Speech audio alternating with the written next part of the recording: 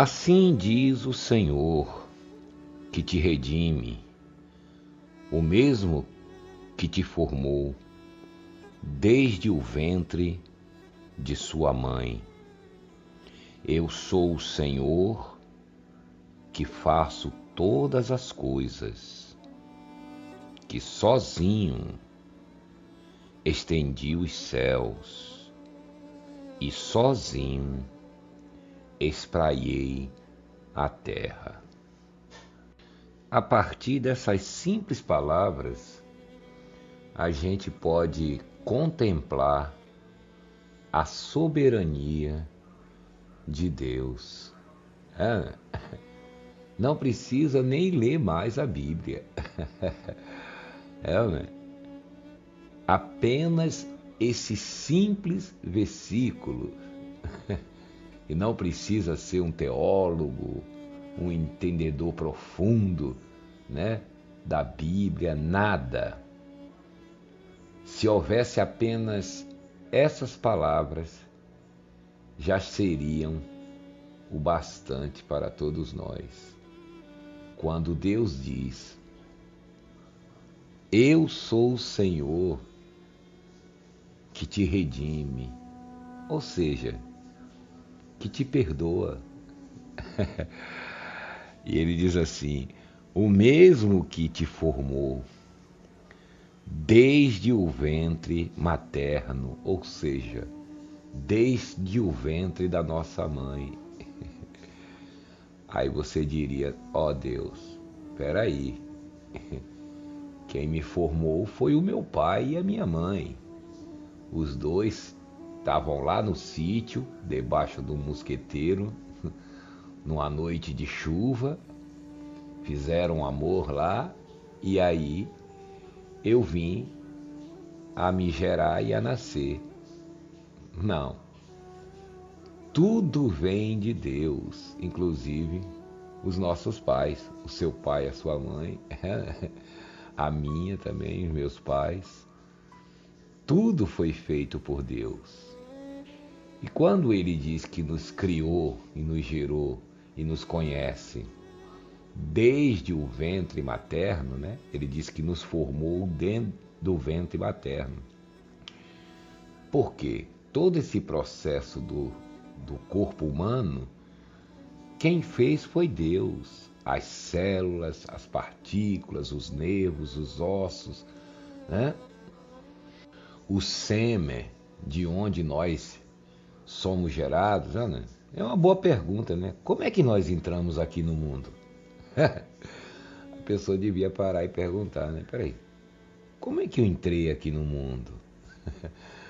Todo mundo sabe, né? Mas a pessoa não para pensar. Peraí, como é que eu entrei aqui nesse mundo? Estou aqui andando, falando, dormindo, acordando, trabalhando, estudando, vivendo no dia a dia. Mas peraí, vamos voltar um pouquinho atrás. Como é que eu entrei aqui no mundo? Né? E hoje em dia você pode perguntar aí, até para o Google, né, que o Google, cientificamente, humanamente falando, né, nos mostra a nossa formação, né, como é que é a formação de uma criança no ventre de uma mulher grávida. Tudo isso aí, hoje nós temos acesso, Deus nos deu a ciência para entender fisicamente a nossa formação. O único problema que está acontecendo é que o homem não está tendo acesso nem conhecimento da sua formação espiritual. Quem é ele espiritualmente? Porque quem somos nós fisicamente, isso é fácil. Isso a ciência explica. Deus deu sabedoria para que a gente explique ou nos expliquemos a nós mesmos no sentido físico, né? Mas o problema é que as pessoas se conhecem, têm até o poder de se conhecer como que uma criança nasce, né? Como é todo o processo, e não tem o mesmo interesse em saber da sua formação espiritual, né? De onde ela veio, o que é que ela está fazendo aqui, quando sair daqui, para onde vai. Porque o que foi gerado primeiro, o que nasceu primeiro, foi o espírito, né? Então, todas essas coisas, Deus é responsável por todas essas coisas, ou seja, pelo lado espiritual e pelo lado físico também. O problema é que a gente só conhece o lado físico. E por que a gente só conhece o lado físico? A gente estuda, né? Tem aí, mesmo que você não seja um físico, um cientista ou nada disso, mas você tem a informação. Deus deu o dom a essas pessoas para nos trazer essa informação, né? A ciência está fazendo a parte dela. Os físicos estão fazendo a parte deles com os dons que Deus deu a eles. E está nos trazendo essas informações. Quem somos nós fisicamente? Você já parou para se perguntar? Né? Esse corpo meu aqui é formado de quê? Do que eu sou feito? Hã? Porque no meu corpo tem o quê? Tem células, sangue, nervos, ossos, partículas, moléculas. É uma pá de coisa, né? Neurônios. Então Deus deu a sabedoria aos físicos e aos cientistas. Esse é o dom deles. Assim como você tem o seu dom, né? De pedreiro, carpinteiro, engenheiro, relojoeiro, músico, arquiteto. Você tem a sua profissão, o seu dom. Eles têm o deles. O deles é esse. É trazer essas informações para nós, né? Para que a gente possa nos conhecermos. Tanto é que eles estão aí nessa coisa do DNA, tudo isso aí. Quem é que está trazendo todas essas informações? Os cientistas, os físicos, a medicina. E quem deu esse dom? Deus. Essas pessoas estão fazendo realmente, corretamente, estudando, se esforçando, aperfeiçoando os seus dons para nos trazer essas informações, porque eles receberam o dom de Deus para isso. É daí, com a informação correta, que se fazem os remédios, né? Os aparelhos que nós temos aí, que usamos na medicina, tudo isso aí. Essas pessoas estão fazendo o trabalho delas, estão usando corretamente o dom que Deus concedeu a cada uma delas para o benefício de todos nós, de toda a humanidade. Agora, isso é fácil. Agora, por que eu não conheço, eu, você, todos nós, a grande maioria da humanidade, os 8 bilhões de seres humanos que tem na Terra, não conhece também quem são eles, quem sou eu, quem é você espiritualmente? É?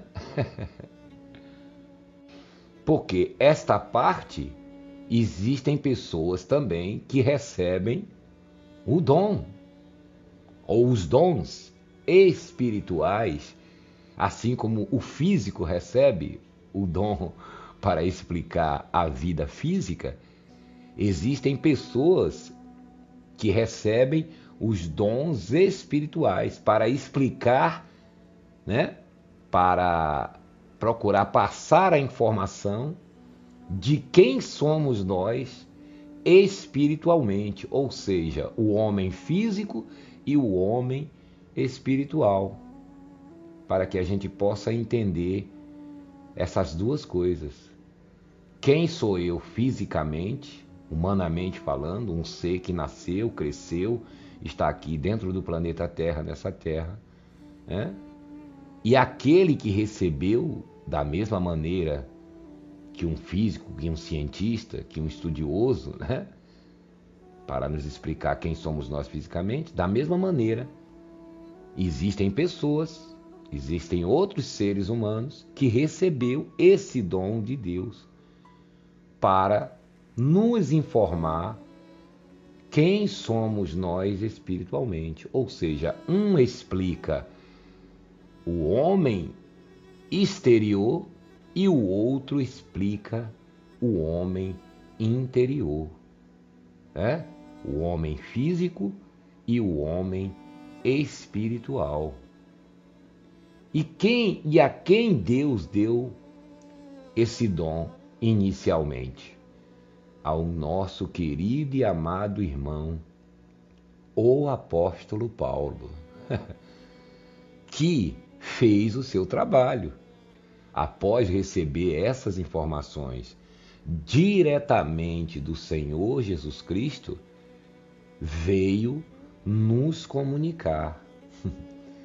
E por que essas informações não têm chegado a milhões e milhões de pessoas, inclusive aos físicos, aos cientistas que já entendem o que é o homem físico, né? Poderia juntar esses dois conhecimentos. Já entendemos quem somos nós fisicamente. Somos feitos de células, sangue, pó das estrelas. Nosso corpo tem cálcio, zinco, ferro, partículas, moléculas. Imagine um físico desse conhecendo também, tendo também a informação do homem interior. Pronto, a gente ia para o abraço, né? Estaria a humanidade equilibrada, completa. Né? Por que as pessoas não têm, inclusive os físicos, pessoas inteligentes, ainda esse conhecimento? Conhecimento esse que foi revelado no terceiro céu, né? Porque está se tratando do homem espiritual. Do homem terreno, se Deus deu a sabedoria aqui na terra. Mas para entender o homem espiritual, só aquele que recebeu no campo espiritual. Cada um no seu campo, cada um na sua área, cada um no seu quadrado. Então o apóstolo Paulo, que foi o pioneiro que recebeu essas informações do próprio Senhor Jesus Cristo, assim como, voltamos de novo, assim como a medicina, a ciência recebeu para explicar o homem físico, o apóstolo Paulo também recebeu a ciência, o entendimento, a sabedoria do Senhor Jesus para nos explicar quem somos nós espiritualmente. Ele fez o seu trabalho, como ele diz, combati o bom combate, completei a carreira e guardei a fé. Plantou a palavra, semeou a palavra, e de 2000 anos para cá, a palavra de Deus vem correndo. Não a palavra de Jesus nos dias da sua carne. Ali conta os relatos do Senhor Jesus, quando ele esteve aqui, como a crucificação dele, tudo aquilo que a gente já conhece. Mas Jesus não ficou nessa, Deus não parou nessa. Jesus foi à cruz fazer um determinado trabalho, né? E ele fez, bem feito, morrendo, sacrificando a sua vida, né? Aquilo tudo era um projeto de Deus. Nós não temos que estar aqui mais lamuriando, nos lamentando, chorando, nada disso. Tudo isso passou. Tudo isso acabou. E ele mesmo, antes de ir para a cruz, ele mesmo já dizia: eu vou para a cruz, eles vão me matar, me crucificar, mas eu vou ressuscitar no terceiro dia. Ele não deixou ninguém enganado. Ele sabia o que ele estava fazendo aqui.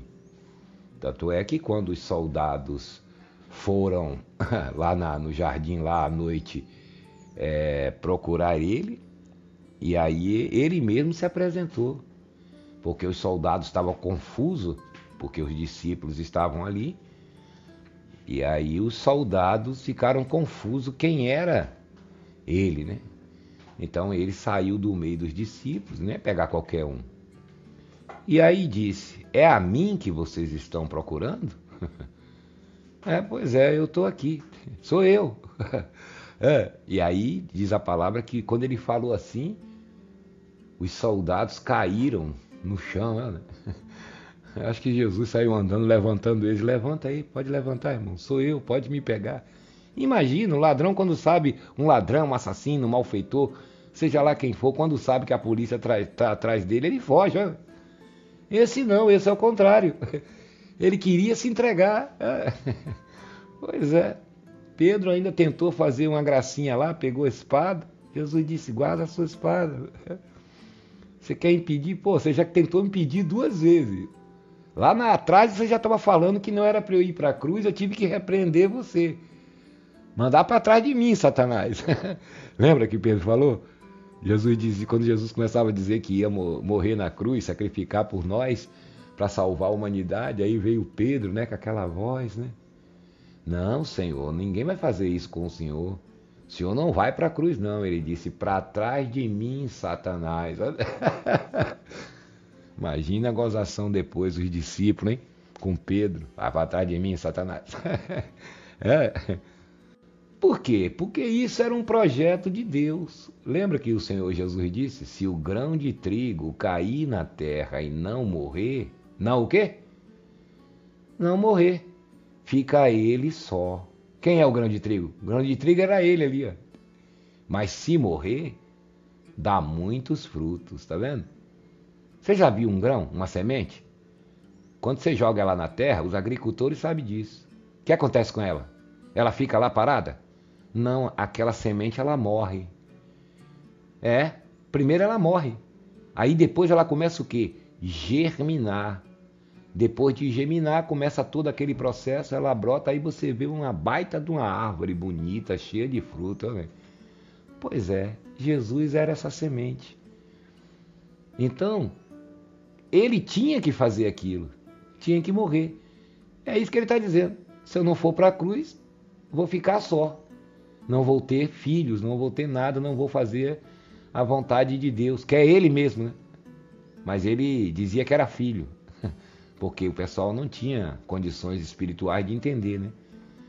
Ele dizendo que era filho, os caras já estavam perseguindo ele, querendo matar ele. Imagine se ele dissesse para os caras, eu sou o próprio Deus, sabe? Aí é que eles iam ficar com raiva mesmo. Ele dizendo que era filho, eles já estavam blasfemando. Eu sou Jesus dizendo, vou contar um segredinho para você, eu não sou filho não, tá? Eu sou o próprio Deus. E você vê que sempre tinha gente querendo tirar ele do caminho, né? E ele sempre dizendo, eis que o Filho do Homem será entregue, mas ressuscitará ao terceiro dia. Por isso que esse clima, né, que geralmente inventam, Sexta-feira da Paixão, essa coisa toda, esse clima de tristeza que inventam, isso é coisa emocional, coisa do homem, isso não existe mais. Isso aconteceu há 2000 anos atrás, foi um momento realmente trágico, né?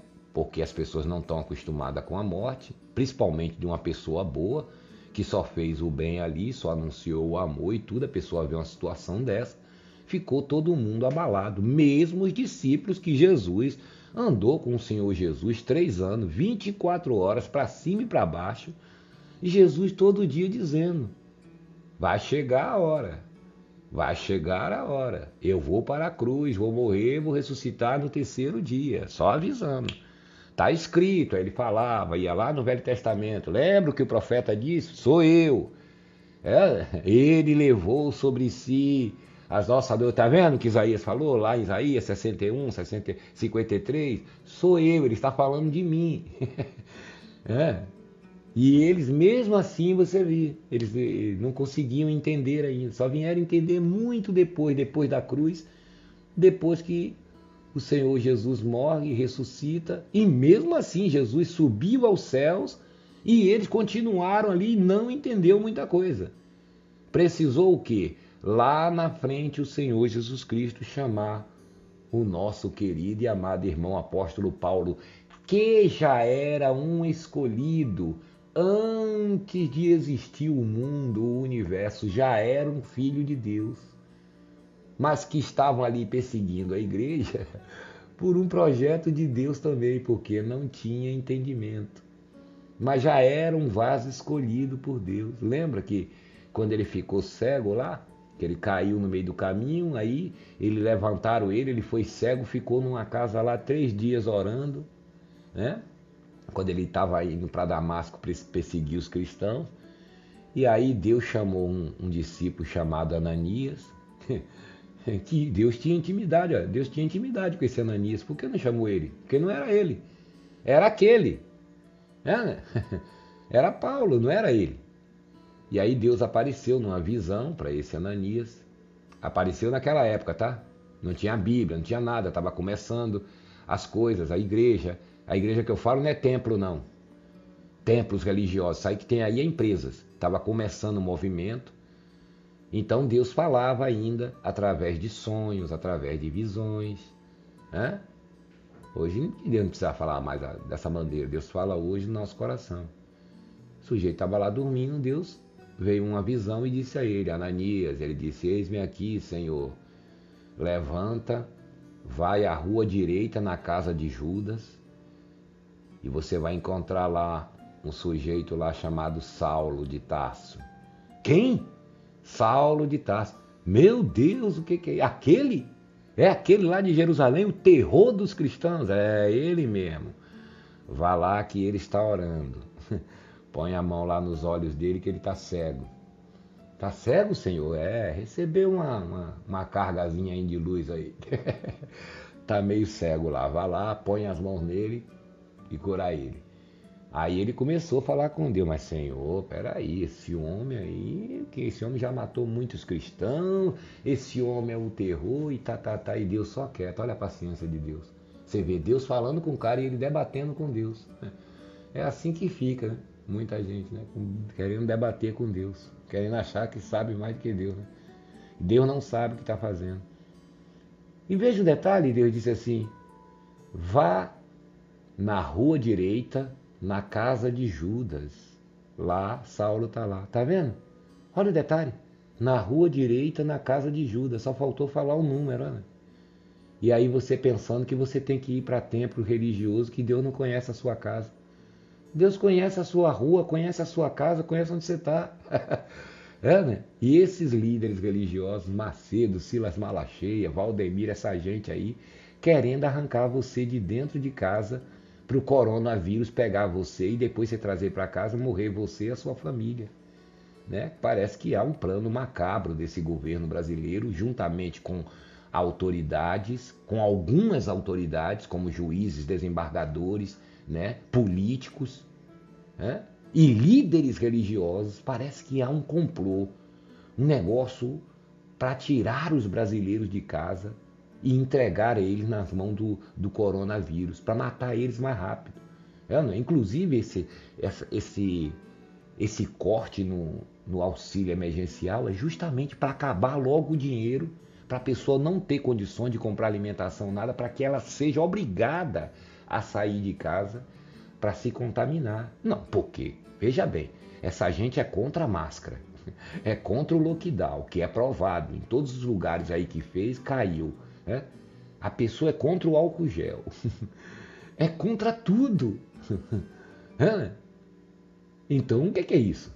Essa gente está num complô para matar o maior número de brasileiros possível. E besta é quem vai na onda deles. Então, Deus disse, vai na rua direita, Ananias, na casa de Judas. Sabia até o cara que era dono da casa. E você, é o que eu estou dizendo, e você achando que Deus não sabe onde é a sua casa aí, onde você mora. Em todo o Brasil. Deus conhece a sua rua, a sua casa, conhece a sua rua mais que você.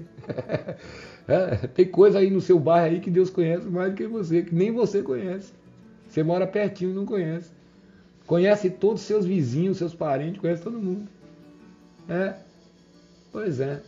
E aí Ananias foi lá, né? Depois de toda essa conversa com Deus, Deus ficou com paciência, igual o Chaves ali, volta o cão arrependido, e Ananias lá falando, esse homem, meu Deus, é um homem que matou Estevão, acabou de matar Estevão, junto com a galera lá, apedrejou Estevão, esse homem é isso, é aquilo. Quando ele acabou de falar, Deus disse, vai Ananias, porque esse é um vaso escolhido para mim, para levar o meu evangelho, a todas as nações, aos gentios e a todas as nações. Só faltava ele dizer, Senhor, mas já não tem Pedro, Tiago, João, já não tem o pessoal que o Senhor escolheu, que andou com ele, os 12, Ananias, faça o que eu estou mandando. Pedro, João, os meninos lá é para fazer outra coisa, eu vou dar a esse aqui o entendimento que eu não vou dar aos outros. Inclusive ele vai ter que voltar para pregar para os outros de novo. Colocar os outros em ordem. E muitos não vão gostar não, hein? Muitos vão ficar com o pé atrás. Inclusive Tiago, outros e outros aí. Mas deixa comigo que eu sei o que eu estou fazendo, vá lá. E aí ele saiu e foi lá e entrou. Paulo estava lá 3 dias cego, sem comer, sem nada. Imagine se o cara vai comer, o sujeito que estava perseguindo. Imagine esses 3 dias, quanta coisa ele não pensou. Meu Deus, será que burrice que eu estava fazendo? Olha o que eu estava fazendo. O Jesus que essas pessoas que eu persigo, que eu matei, que eu isso, que eu aquilo, é Deus mesmo. Olha, aí ele ficou, né? Imagine. E nesses 3 dias que ele ficou cego, Deus não ficou batendo papo com ele, não. Pode ver que quando ele caiu, não teve muita conversa, não. Ele só perguntou. Ele disse, Saulo, Saulo. Aí ele caído lá disse, quem és tu, Senhor? Eu sou Jesus, a quem você está perseguindo. Levanta, né? E vai fazer o que eu estou te mandando, né? Vai para tal lugar. Aí, quando Deus, a manifestação de Deus desaparece, ele tenta levantar, ele abre os olhos e está cego. Aí ele começou a chamar o pessoal, o soldado, as pessoas estavam, me levanta aqui, me levanta aqui. O que aconteceu com o senhor? Rapaz, eu estou cego, não estou vendo nada. Me levanta aqui, me leva para algum lugar. Foi para casa desse Judas aí que ele foi, né? Que deu guarida a ele lá 3 dias. Imagine, esses 3 dias, o sujeito que sempre enxergou, aprontou, fez tudo, né? Inteligente, tudo. Se vê ali, né? E sem ninguém. Eu acho que ele ficava perguntando assim, o Senhor está aí? E Deus quieto, hein? Calado, hein? Ele não falou com ele no meio do caminho? Poderia falar com ele ali. Nem papo com ele, né? Ele ficou pensando, será que eu vou ficar cego para sempre? Que será que ele vai fazer comigo, né? Meu Deus, acabei de matar o Estevão. Já tinha poucos dias que ele tinha acabado de matar o Estevão. Como você sabe que ele matou o Estevão, irmão? Está escrito. Depois que Estevão morreu, pegaram a manta de Estevão e colocaram aos pés de um homem chamado Saulo. Quem é Saulo? Era ele estava ali na hora do apedrejamento. Foi ele quem ordenou. Ele tinha uma ira, mas ele era zeloso, ele fazia tudo aquilo porque ele achava que os cristãos estavam querendo destruir a lei deles, destruir as coisas de Deus. Aquilo tudo era zelo por Deus, mas na ignorância. É como você que vem aqui chamar a gente mensageiro do diabo, você ataca os canais de denúncia, que está falando a verdade para você. Porque você pensa que a gente quer destruir a sua igreja, quer destruir o seu pastor, o seu líder, que nós queremos falar mal deles, mas nós não precisamos falar mal deles. Vocês estão vendo o mundo inteiro, vocês estão vendo um procedimento deles, as atitudes deles, não somos nós.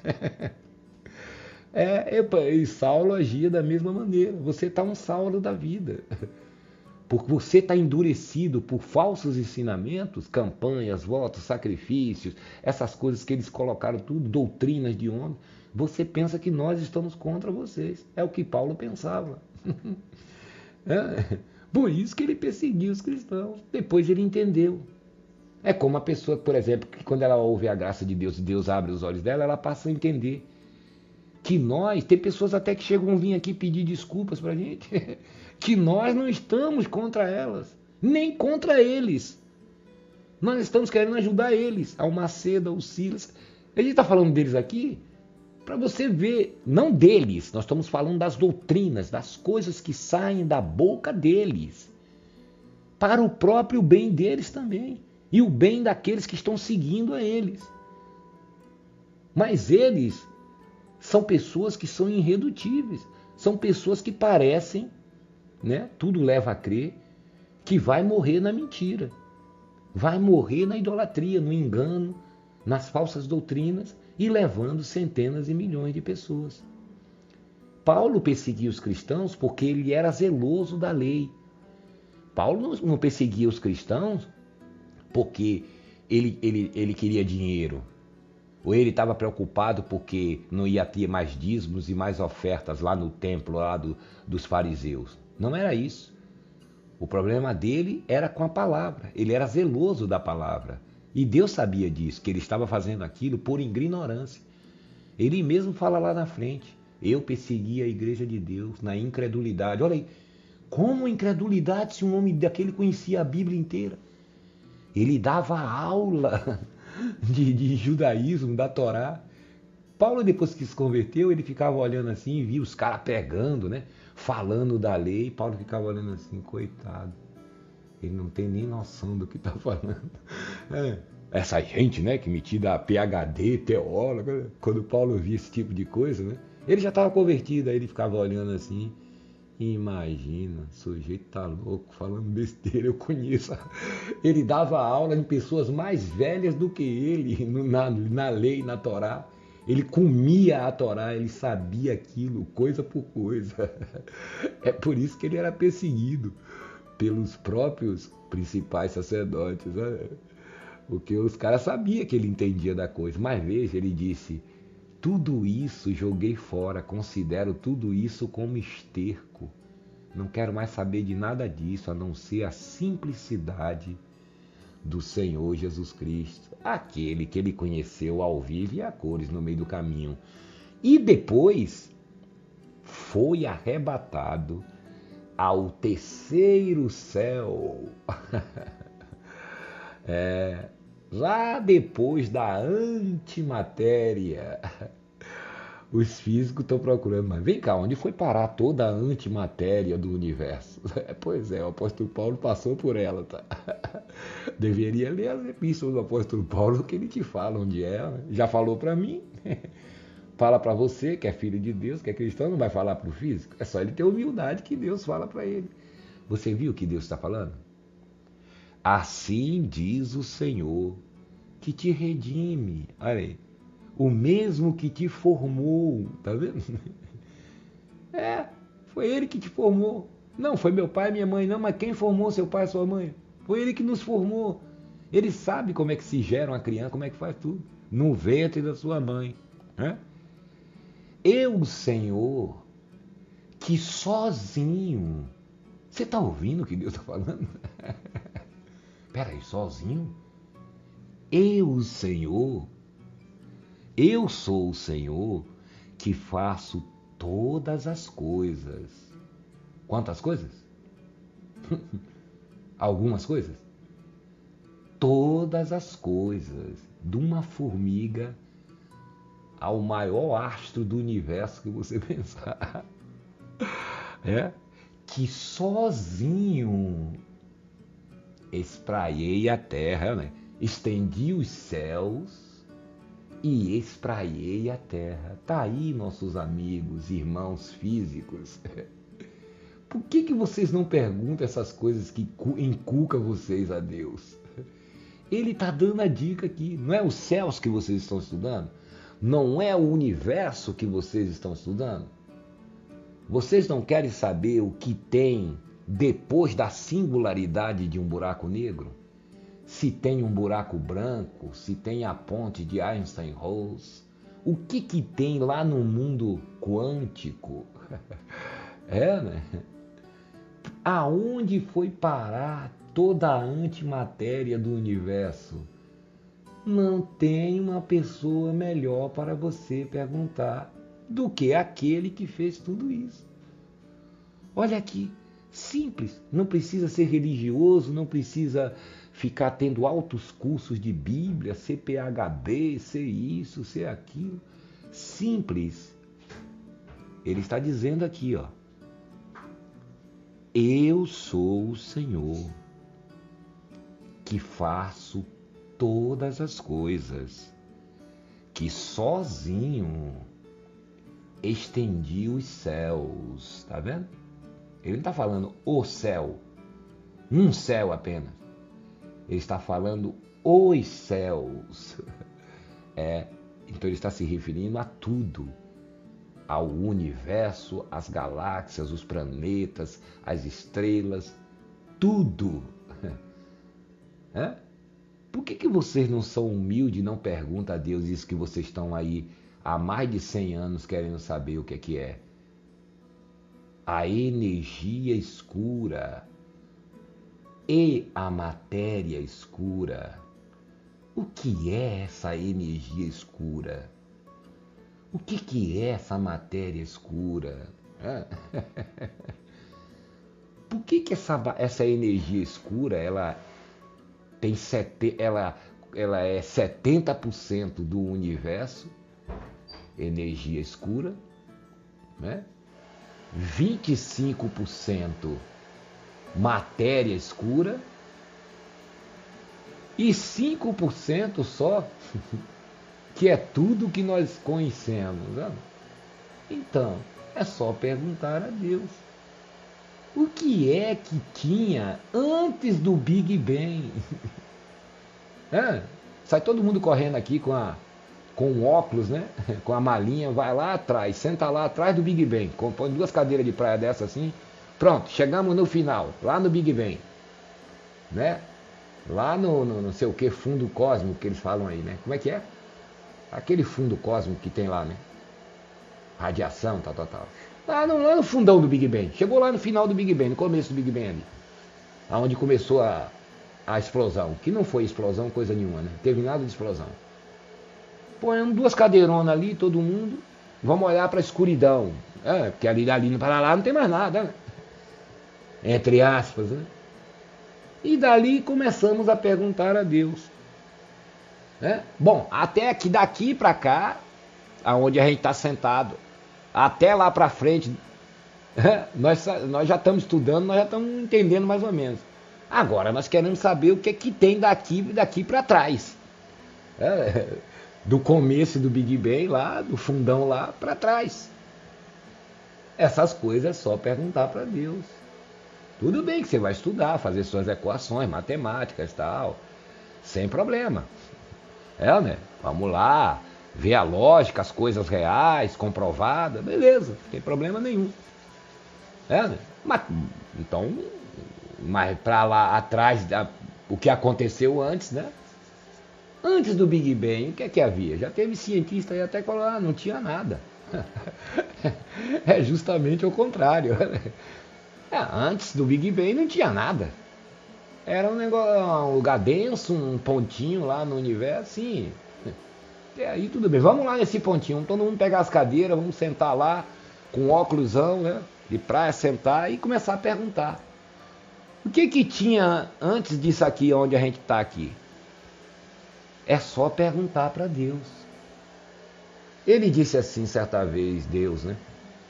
Lá no Jeremias: invoca-me, que eu te responderei. Olha aí.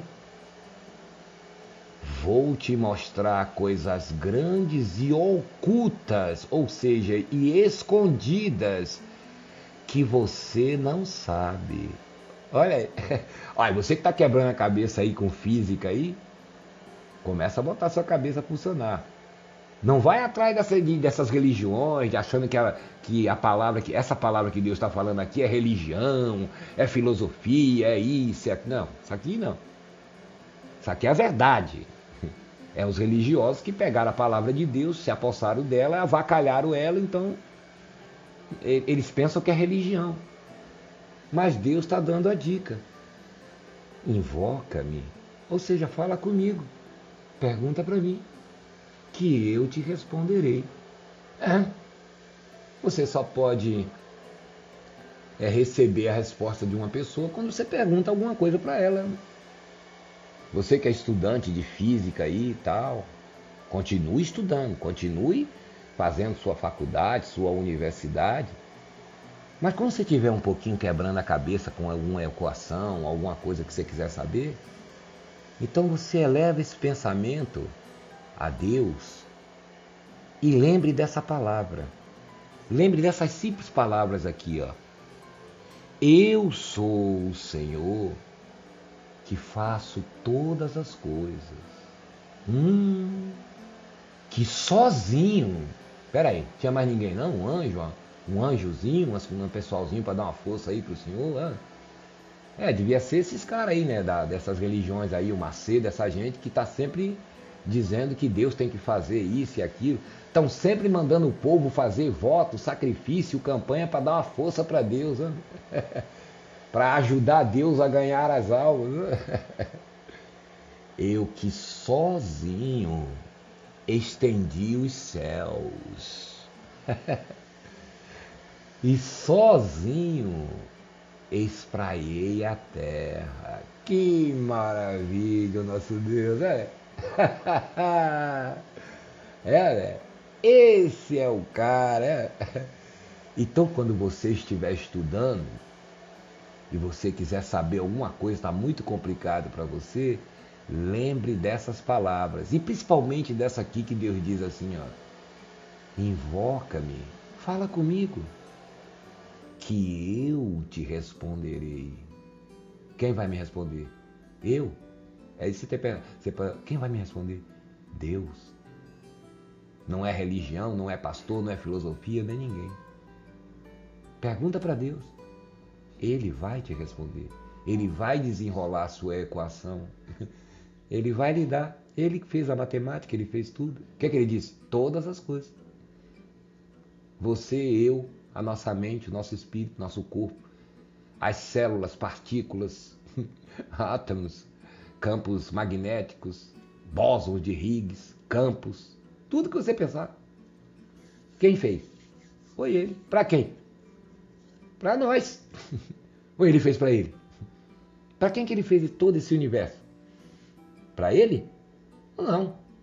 Ele já está dizendo que ele fez sozinho.